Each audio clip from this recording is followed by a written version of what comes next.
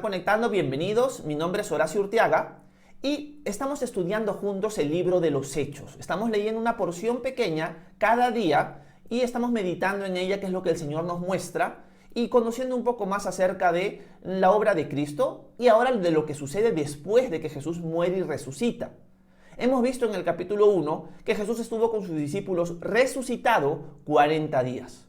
Luego Jesús le dice a sus discípulos que esperen la promesa del Padre que oyeron acerca de él. Ciertamente Juan los bautizó con agua, pero en pocos días serán bautizados con el Espíritu Santo. Los discípulos están reunidos y están pasando un tiempo en oración. Hay aproximadamente 120 discípulos reunidos en el aposento alto. En un momento, mientras ellos están orando, en el transcurso de los días, Pedro se levanta y propone a la luz de la Escritura que se tendría que reemplazar el puesto vacante de Judas. Porque había una escritura que nos decía que alguien tome su puesto. Se echan suertes y cae la suerte sobre Matías. O sea, a partir del capítulo 1 del libro de los Hechos, en adelante, Matías va a ser contado dentro del grupo de los 12. Así se conocía ese grupo, el grupo de los 12. Matías ahora es parte de ese grupo. Bueno, aún no han recibido la promesa del Padre, que es ser llenos, ser bautizados con el Espíritu Santo. En este capítulo, en el que vamos a ver hoy, va a suceder eso. Y vamos a hablar un poco acerca de ese evento y qué podríamos rescatar en nuestra vida práctica acerca de ese evento en general conocido como el día de Pentecostés, donde nace la iglesia. Así que vamos a leer a continuación el capítulo 2 del libro de los Hechos, libro que lo escribe Lucas, y nos dice en el versículo 1 lo siguiente: Cuando llegó el día de Pentecostés, todos ellos estaban juntos y en el mismo lugar. De repente, un estruendo como de un fuerte viento vino del cielo y sopló y llenó toda la casa donde se encontraban. Entonces aparecieron unas lenguas como de fuego, que se repartieron y fueron a posarse sobre cada uno de ellos.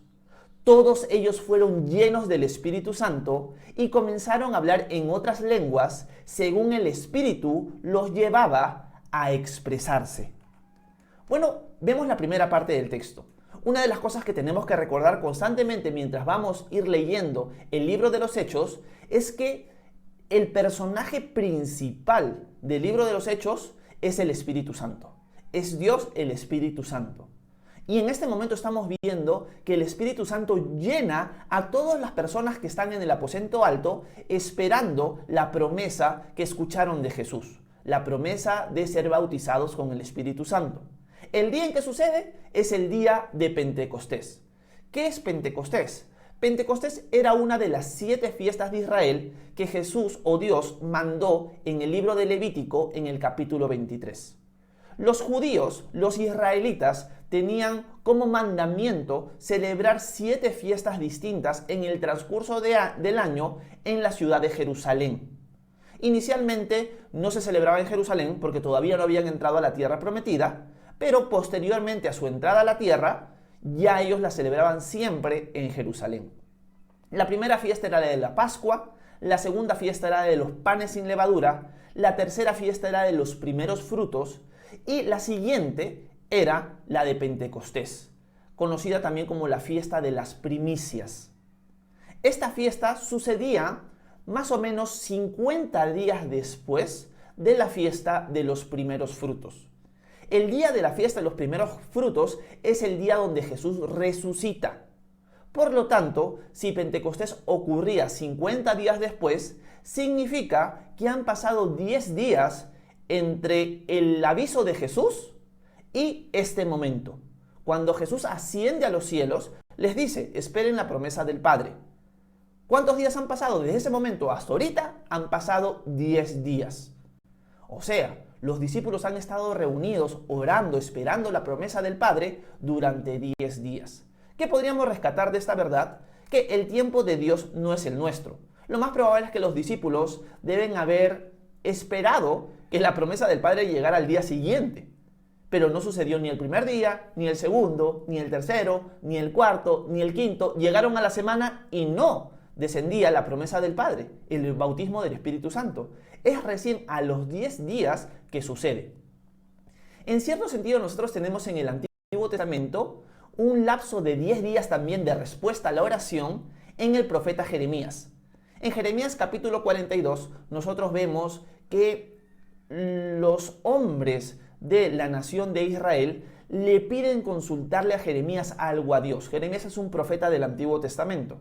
Jeremías clama a Dios para darle respuesta a estos ciudadanos, pero la respuesta de Dios no llega sino hasta después de 10 días.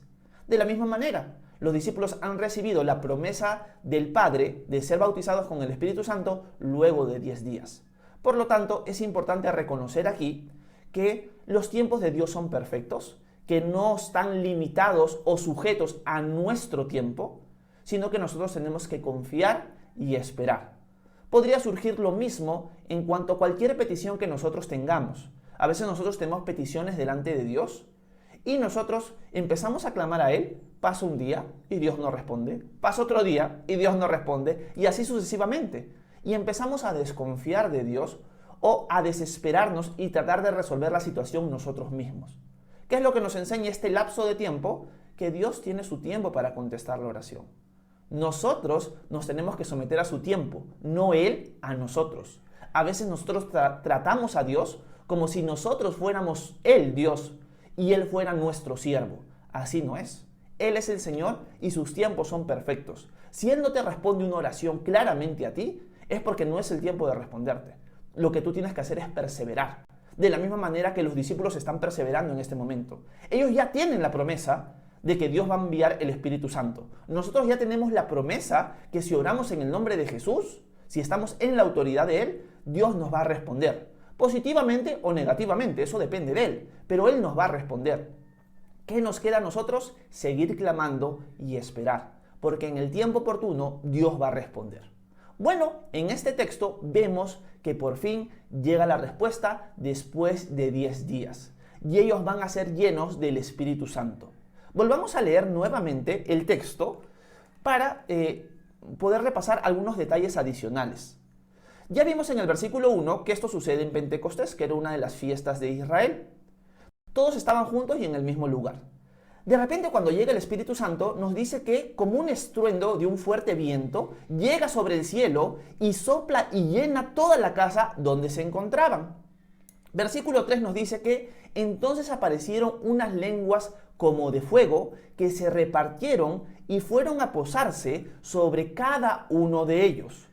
Todos ellos fueron llenos del Espíritu Santo y comenzaron a hablar en otras lenguas según el Espíritu los llevaba a expresarse. Acá hay un detalle bien interesante. El detalle es el siguiente, que aparecen como lenguas de fuego en la cabeza de estos 120 personajes que están reunidos ahí. Algunos en algún momento pueden haber pensado que solamente eran los 12 apóstoles que tenían las lenguas de fuego, pero no, el texto nos dice que es todos los que están reunidos ahí. Ahora, ¿qué simbolizan o qué significan las lenguas de fuego? Realmente no lo podemos decir a cabalidad. No podemos estar 100% seguros del significado de las lenguas de fuego. Algunas personas interpretan que cuando Juan el Bautista estuvo vivo y predicando antes de la venida de Jesús, él dijo que en el Señor iban a ser bautizados en el Espíritu Santo y fuego. Y cuando Juan el Bautista dice van a ser bautizados en el Espíritu Santo y fuego, se está refiriendo a este momento, que los discípulos iban a tener en cierto sentido estas lenguas de fuego que aparecían como el comienzo de la promesa que Juan el Bautista anunció. Pero realmente no podemos saberlo porque el contexto de la conversación de Juan tiene que ver más con que el tema de fuego es que el Señor va a juzgar en un fuego eterno a los que no crean en Él. Así que hay discusión de qué simboliza el fuego. Hay una que leí el día de hoy, en la mañana, cuando estaba repasando el texto, que me pareció muy interesante, que no la había tenido presente antes de este día. Y es la siguiente, que en el Antiguo Testamento, cuando Dios iniciaba, por así decirlo, el tiempo de sacrificio en el tabernáculo o en el templo, Dios enviaba un fuego sobre el sacrificio del altar. O sea, teníamos un animal en el altar del tabernáculo y del templo, y para iniciar todo ese tiempo de sacrificios, que se estaban inaugurando con el tabernáculo, con el templo, Dios mismo enviaba fuego del cielo y consumía el sacrificio. Y que en cierto sentido, Dios está iniciando en este momento la iglesia y está enviando fuego del cielo sobre sacrificios vivos. Porque Pablo en Romanos dice que nosotros somos sacrificios vivos. Somos discípulos que nos hemos sacrificado para vivir exclusivamente para nuestro Dios. Y que en cierto sentido estas lenguas de fuego hablan de pureza y hablan del sacrificio vivo que ahora a partir de este momento son cada discípulo que cree en el Señor en el transcurso de la historia. Me parece interesante, pero les digo, no podemos realmente saber el significado de las lenguas de fuego porque la Biblia no nos lo dice. Y si la Biblia no nos dice nada al respecto, en cierto sentido solo podemos intuir, suponer, pero no podemos dar una respuesta 100% dogmática, por así decirlo.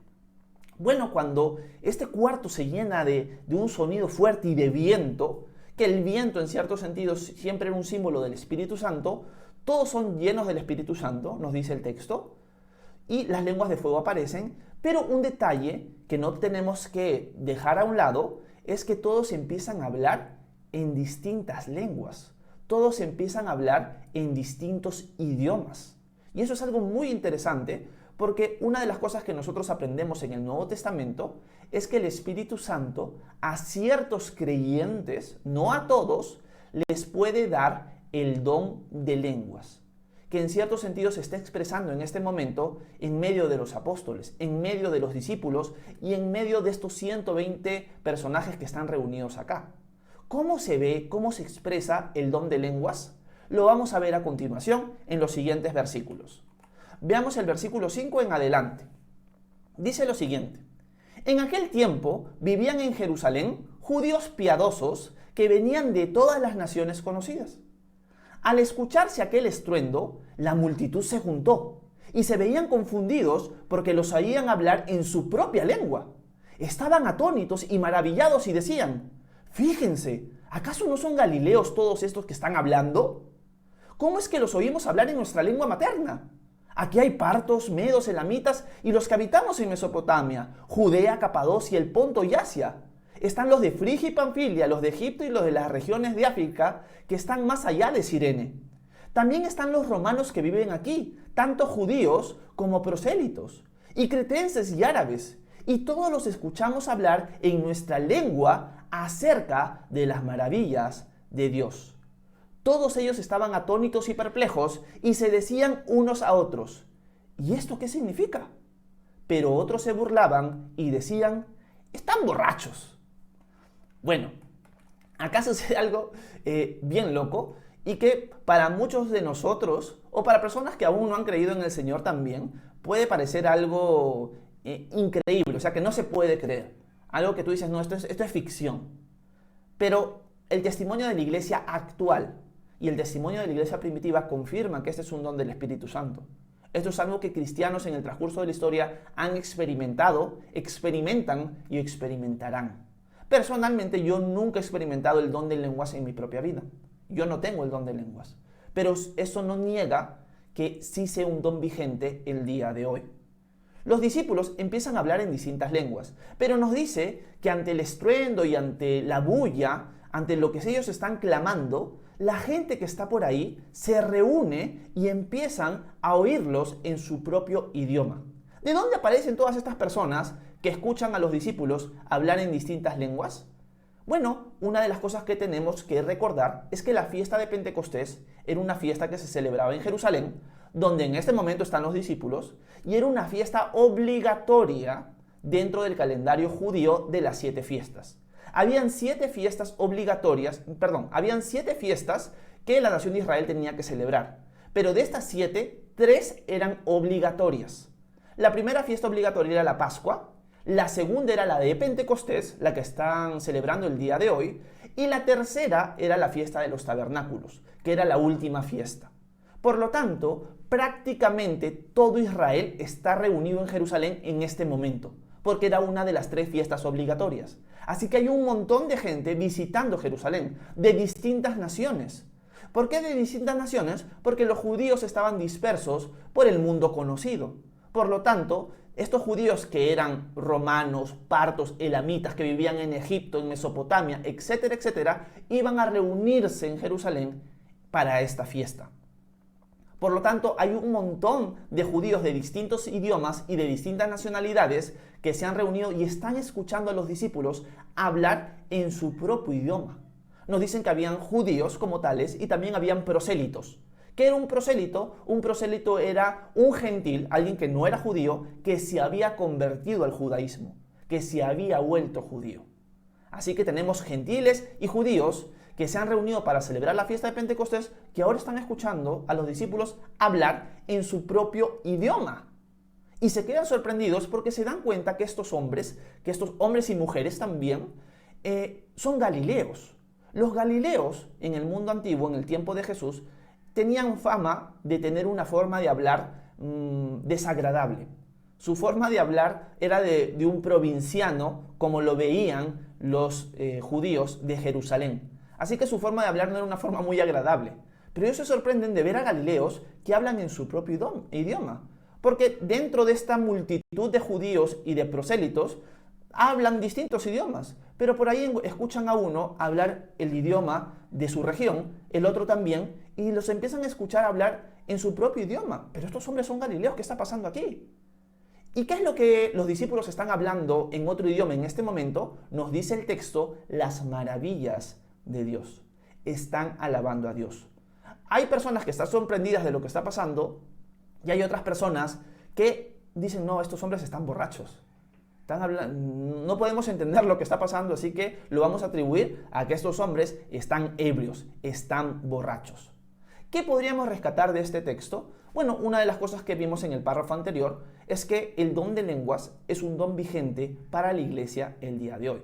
¿Dónde se puede desarrollar una enseñanza bíblica del don de lenguas, además de en este pasaje? Se ve en 1 Corintios capítulo 12 y capítulo 14. Son dos capítulos que yo les animo a leer, donde ustedes van a ver más o menos el desarrollo y el entendimiento de lo que es el don de lenguas. El don de lenguas no sirve para predicar. Algunas personas cuando leen ese texto lo diferencian del don de lenguas del que habla Pablo a la iglesia de Corinto, porque dicen, no, este don de lenguas era un don de lenguas que era para predicar. Pero no es así. El texto dice que lo que están hablando los discípulos son las maravillas de Dios. Por lo tanto, es un tiempo de alabanza a Dios. No se están dirigiendo a la multitud, sino se están dirigiendo a Dios los discípulos. De la misma manera, el don de lenguas el día de hoy se expresa así. Empiezas a hablar en un idioma distinto al tuyo, que tú no entiendes, y te estás dirigiendo a Dios. Y tu espíritu es edificado en ese momento. Cuando un cristiano el día de hoy habla en lenguas, su espíritu es edificado. Hay cristianos hoy en día que discrepan de lo que estoy hablando yo y consideran que los dones del Espíritu Santo, como lo vemos en 1 Corintios 12 y 14, ya no están vigentes. Pero a la luz de la Escritura y a la luz de la historia de la Iglesia, no podemos llegar a esa conclusión. Personalmente considero que los que piensan que los dones han cesado están equivocados y que su enseñanza ha surgido por culpa de los excesos, por culpa de estos grupos cristianos que en nombre de que ellos están usando los dones del Espíritu Santo, hacen cualquier cosa menos practicar los dones. Simplemente imitan o llegan a excesos de tumbarse al piso, temblar y cosas semejantes. Y en respuesta a estos excesos, una parte de la iglesia ha dicho, no, los dones ya cesaron. Esto no puede ser los dones. Y en efecto, esos no son los dones del Espíritu Santo. Porque los dones del Espíritu Santo siempre se practican en orden. No es un tiempo de desorden y de tumulto, sino es un tiempo de orden. De la misma manera, nosotros podríamos experimentar el don de lenguas el día de hoy. Una de las cosas que vemos en 1 Corintios es que deberíamos pedirle al Señor los dones del Espíritu. Y si el don del Espíritu Santo de lenguas es un don que me va a edificar a mí en mi tiempo devocional, yo debería pedirle al Señor. Y quizás el Señor me lo brinde y en mis tiempos a solas con el Señor voy a hablar en lenguas y aunque yo no entienda lo que estoy hablando, mi espíritu es edificado. Y voy madurando en la fe porque estoy pasando un tiempo de intimidad con Dios, aunque no entienda lo que se está diciendo. Es algo sobrenatural. Y Pablo también remarca que el don de lengua se debería expresar en la iglesia local, no en tus tiempos privados de devoción, solamente si hay alguien que tiene el don de interpretación. Y cuando alguien tiene el don de interpretación de lenguas, va a poder comunicar a la iglesia la alabanza que el mismo Espíritu Santo le está dando al Padre. y va a ser un tiempo edificante escuchar cómo el Espíritu Santo alaba por medio de ti a Dios. Así que eso es lo que regula Primera de Corintios con respecto al don de lenguas. Les animo a leer Primera de Corintios 12 y Primera de Corintios 14. Por lo tanto, habiendo llegado al tiempo límite de 20 minutos que tenemos para meditar esta mañana, quiero culminar este tiempo remarcando dos cosas. Primero, los tiempos de Dios no son los nuestros. Clamemos al Señor y esperemos su tiempo oportuno. Los discípulos tuvieron que esperar 10 días, puede ser nuestro caso, puede ser más, pero el Señor nos ha prometido que si oramos en el nombre de Jesús, si estamos bajo su autoridad, Él nos va a responder en su tiempo. Y segundo, una de las cosas que deberíamos buscar es ser lleno del Espíritu Santo y tener los dones del Espíritu Santo que Él nos quiere dar según Él lo desea. No todos vamos a tener los mismos dones, pero el Señor quiere enriquecernos a nosotros con los dones del Espíritu. Y siempre los dones del Espíritu Santo están enfocados siempre en otro.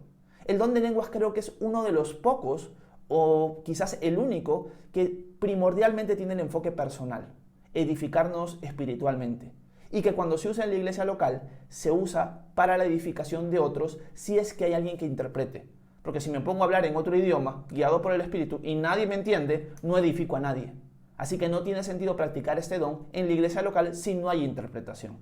Eso es algo importante. Y por último, el don de lenguas siempre está enfocado en alabar a Dios, no en dar un mensaje profético ni predicarles a otros, sino alabar a Dios, y es una alabanza que el mismo Espíritu da.